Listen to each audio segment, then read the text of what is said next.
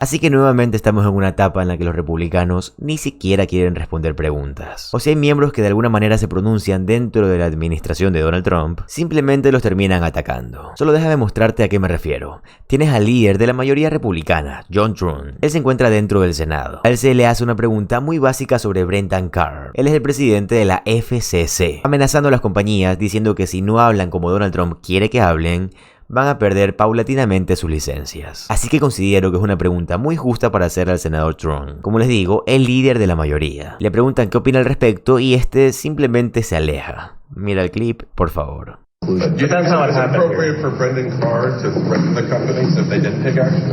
Find you guys.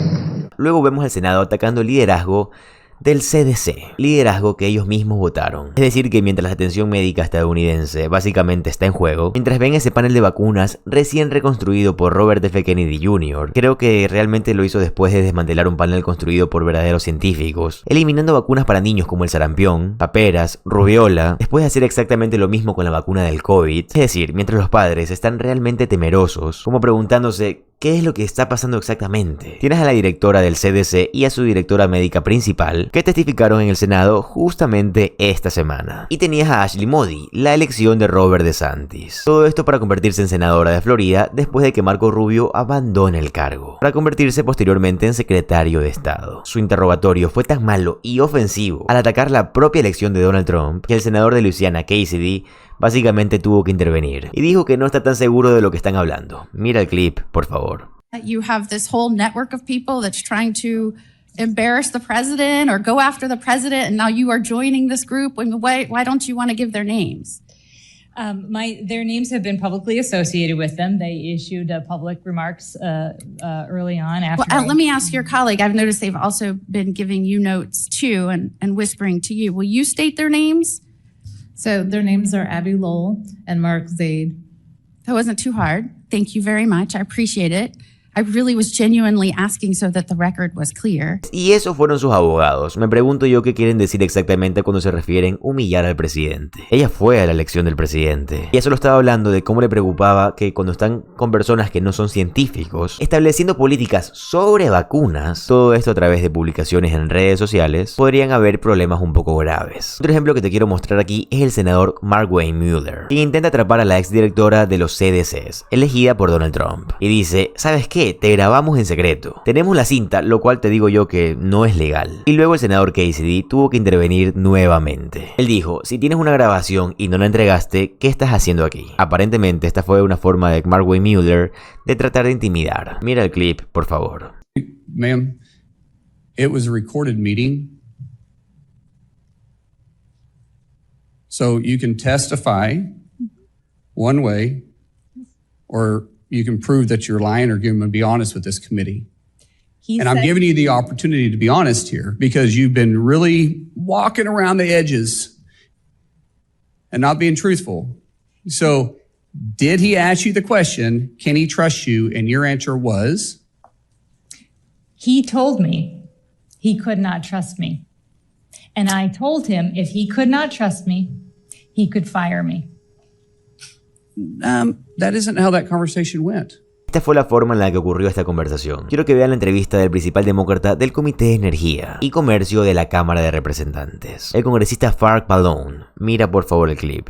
I mean, the problem is that we're in crisis, Ben, right? That free speech is in crisis. A guy like the FCC chair, Carr, he shouldn't be trying to tell broadcast networks what to put on TV. I mean, it's a violation of the First Amendment. And our healthcare system is in crisis because of the Republicans' big ugly bill. You know, people are going to lose their Medicaid. People are not going to be able to afford the Affordable Care Act because they're getting rid of so many of the tax credits. The system is collapsing. Energy prices, you mentioned, are going through the roof. New Jersey, they're up like over 20%. And we had bills this week on the floor which are only going to make energy prices even more because they want to get rid. The Trump administration wants to get rid of any clean energy alternative. And, the American people are suffering. But I just think that the impression I get from the Republicans is they just don't care. Or if they do care, they're afraid to contradict the president because as he becomes more authoritarian, more like a dictator, they're fearful of him politically and otherwise. And it's just a real bad situation. And the only thing we can do as Democrats is continue to speak out, like I'm trying to do here on your show, and say, look, this is all unacceptable. This is hurting the American people. This is threatening our democracy. And it's just unacceptable. One of the areas where you've been outspoken, you're a Congress member from New Jersey. And so same way, I grew up in Long Island, and lots of people in my high school had parents who worked in 9/11, who worked in the Twin Towers at the time. The fact that Republicans and Trump are not keeping their promises for 9/11 first responders and their health care, I mean, which is, to me, all healthcare is sacrosanct, but you're talking about 9/11 first responders. And, you know, last week was, of course, the 24th anniversary of 9/11, but this doesn't get enough attention. So I wanted to highlight it here, but to me, it speaks to the broader issue of the cruelty, because they're going after 9/11 first responders. Your Affordable Care Act tax premium, I'm not sure they're going to keep that commitment either. Well, it's just, as you say, one of the most extreme examples of how Trump and the Republican leadership in Congress do not care about the average person. I mean, look, just by way of background, after 9/11, we set up, and I was part of it, a healthcare program, a free healthcare program for both first responders and people who survived, you know, who lived in New York or nearby and were impacted by the toxic fumes or whatever, you know, toxic elements existed after 9/11. And these programs or clinics exist in the New York and New Jersey metropolitan area, but they can also get care if they're in California or other places as well, free, particularly for this type of these sort of toxic mix that's created a research program and other types of cancer that we didn't know about. So what happened is, when Trump came into office, he basically fired and eliminated. He fired a lot of the people that worked at these clinics. He jeopardized the future of the clinics and their ability to function. And then he came back, we had Democrats and Republicans got together and complained about it. He came back and said, oh, no, I'm not going to do that. But we have no transparency, which is the biggest problem with this administration. So to this day, I don't really know whether the people have been fired, whether or not the research programs have ended. I know that the committee that deals with this has decided not to certify any new diseases as eligible, or any of the people that have these diseases as eligible for care. We know that, but we just don't get answers. And this program has been seriously jeopardized. Extreme example of not caring about people's health care, even those patriots who came to New York from every part of the country and as a result were seriously injured. It's just unacceptable. You know, and talk about your oversight, how you're able to even try to do it with someone like RFK Jr., who's not a scientist, who's not a doctor, who doesn't have a medical background. Now we know from hearing the whistleblowers who are the Trump picks at the CDC that RFK would not even want to listen to the doctors, that they would try to get the information in front of him just to say, hey, we're the top scientists in the country. That's why we have this position. Maybe just take a read of this. No one else has access to this level. And then he wouldn't even read. He wouldn't even acknowledge their existence. So talk through that process, because while you've been on the Hill for, again, quite some time and in leadership positions, you've dealt with people before who I'm sure you disagree with, who hold those positions. But there's a difference between disagreeing with people who are still qualified and trying to conduct oversight on someone like RFK or any of these other Trump picks who affirmatively want to destroy the very thing you're conducting oversight of. Right. Science is out the window with RFK Jr. He doesn't care about science. He doesn't want to pay attention to science, to experts on science. He just throws it away. Best example of that is today and yesterday, this vaccine committee that would make recommendations about what types of vaccines people should take. He fired them all. He replaced them with all anti-vaxxers, right? And now they're meeting yesterday and today and making more and more recommendations that basically say that we shouldn't use certain vaccines for kids, for pregnant women in general. And everything that he's doing totally is against the scientific evidence, right? So within the last 24 hours, he suggested that certain types of vaccines that we've been using for kids when they're first born or after they're born should not be administered until they're 4 years old. With COVID, he's recommended that unless you're over 65 or you have certain pre-existing conditions, you don't need a COVID booster. There's no evidence for any of this. None of the scientists, none of the medical societies or experts are agreeing with any of this. But the consequence is that people are going to be afraid to take vaccines. They're going to not give the vaccines to their kids. The insurance companies won't cover the vaccines because they go by the recommendations of this committee. And people are going to die. I mean, I don't. People are going to die. They're going to die from measles. They're going to die from COVID because of this quack. I mean, he should be removed. Trump should just remove RFK Jr. because he doesn't know what he's doing, and he just keeps ignoring the science. The commonality, though, seems that whether it's an RFK Jr., a Kash Patel, a Brendan Carr, an Energy Secretary Chris Wright, whether they're just completely incompetent or intent on destroying the thing they're regulating, it seems that that's the case, which is why I want to bring it quickly to Energy Secretary Chris Wright. I mean, I've spoken to Connecticut Governor Lamont. I've spoken to, lots of people who are going to be would have been beneficiaries of a lot of these wind energy projects that are almost ready to go, where now those jobs are lost, and then you're not going to get the benefit of the energy creation that's going to be there. I mean, as you have an energy secretary who adopts Donald Trump's quackery, that Donald Trump goes, I don't like wind, real.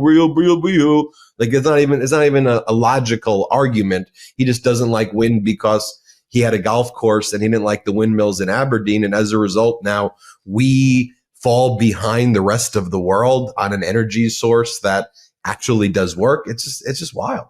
Well, when you say quackery, that's exactly the way it is. I mean, Trump keeps saying, well, I don't like the way solar panels look. I don't like the way windmills look. What the hell does that have to do with what we have to do when we have an energy crisis? I mean, the price of electricity keeps going up. As I said, in New Jersey, it's up like 20%, but that's true across the country, right? And so they've taken the position, because of Trump, right, has taken the position that we're going to either eliminate renewables like solar or wind altogether, or we're going to make them not a priority, right? So we had 3 bills just yesterday on the floor of the House, came out of our committee, which basically says that if you want to hook up to the electric, to the energy grid or electricity grid, you've got to really just do fossil fuels. You can't use renewables. Another one that said if you want to build a pipeline to Canada or Mexico, you don't have to have any environmental review.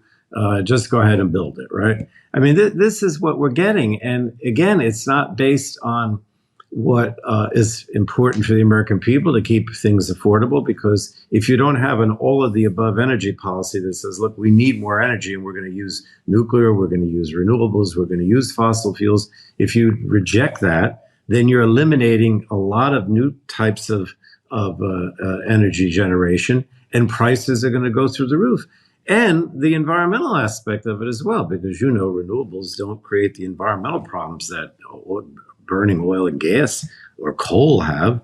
I mean, one of the bills yesterday was to try to bring back coal in all its glory. Well, the industry doesn't even, the price of coal is so high that that's going to send your electricity bills through the roof if you've got to buy coal and burn coal, not to mention the environmental aspects, because, we have a climate crisis, but they, of course, say that doesn't exist. The planet's not warming. Again, the science, who cares? We don't care about science. We don't care if everybody says that, there's a climate crisis. We just ignore it. Congressman, before we go, I do want to address that. Look, Donald Trump had objectively made some progress into New Jersey in the 2024 election. He looked at his numbers. They were better than, was expected.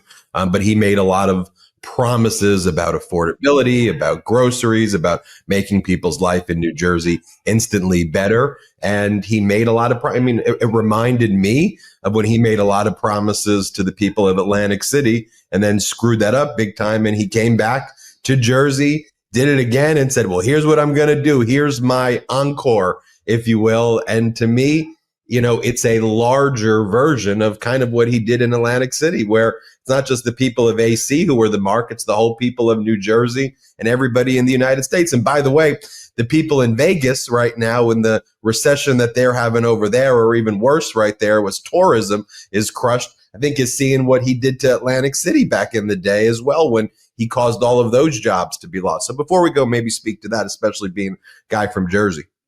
Well, I think a lot of people thought that he was going to address the affordability issue. And they said, well, inflation's up, grocery prices, egg prices are up. And so, you know, we need to change, right? But the bottom line is that everything he's done in the last 8 months since he's been in office has actually done the opposite in terms of affordability, whether it's grocery prices, whether it's healthcare, insurance, whether it's energy prices. Everything keeps going up because he basically caters, you know, to big corporate interests or to his own pocket and, you know, lining his own pockets. And he doesn't really care or do anything that helps the average person. So, you know, the same thing was true in Atlantic City, right? I mean, he had 3 casinos at one point. Every one of them either went bankrupt or closed or was torn down. And he kept saying, you know, and he didn't pay anybody. And we had people literally who he owed millions of dollars to who committed suicide because they never got paid. He doesn't pay people. He was a bum, basically. I don't know how else to describe it. But people thought, oh, this is a billionaire. He must know how to deal with the economy. And so a lot of people said, okay, you know, let's bring him back. But the economy is getting worse every day. So, you know, I don't know what to say other than obviously a lot of people who voted for him, I think at this point, think they made a mistake. Perfecto, amigos. Yo cumplí con mi misión, que es informarte como lo hago absolutamente todos los días. Como siempre te digo, para mí lo más importante es tu opinión y me encantaría que la pongas en los comentarios. Además, si el video te gustó, te va a encantar suscribirte al canal, ya que subo videos así todos los días. Mi nombre es José Alvarado, soy economista y estoy comprometido a informarte diariamente. Nos vemos en el siguiente video. Adiós.